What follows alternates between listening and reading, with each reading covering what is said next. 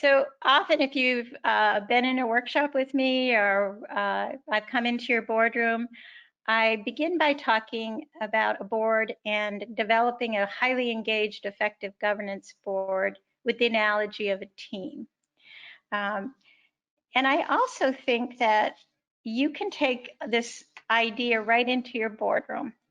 You might be wondering, so how do I get my board psyched about developing strong governance approaches?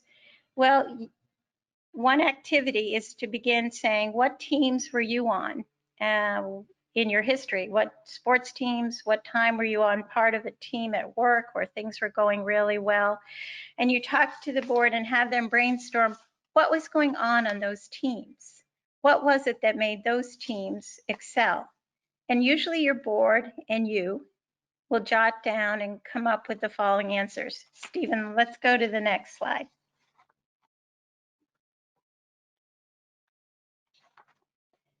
If you brainstorm the best attributes of high-performing teams, and you sit around your boardroom and maybe you've broken them into groups of 3, and they've introduced their ideas to you, what you're going to hear is, I was on a football team or I was on a marching band where everyone had a shared vision, where we practiced and practiced, where everyone knew their roles and their responsibilities. You're also going to hear it was a lot of fun. And we had the equipment and the funding we needed to do it well. And there were celebrations. I think some of you are going to hear our team understood where they wanted to get to by the end of the year. We had goals. So again, I urge you to think about using this analogy right in your boardroom when you want to get everybody fired up for thinking about how can we make our board better.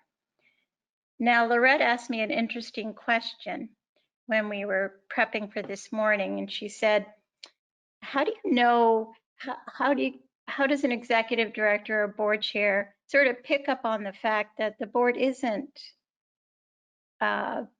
executing as well as you would like them to, or the board isn't that engaged? So I think your antenna needs to be up. I think you need to be watching the language, the body language in the boardroom. You want to have board members leave your board meeting psyched, excited, calling you the next day saying, I thought about what we were talking about and I have the following questions.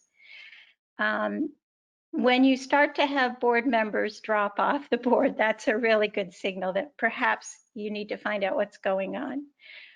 When you have board members ask the same questions over and over again, it's a signal that maybe we're not a high-performing team.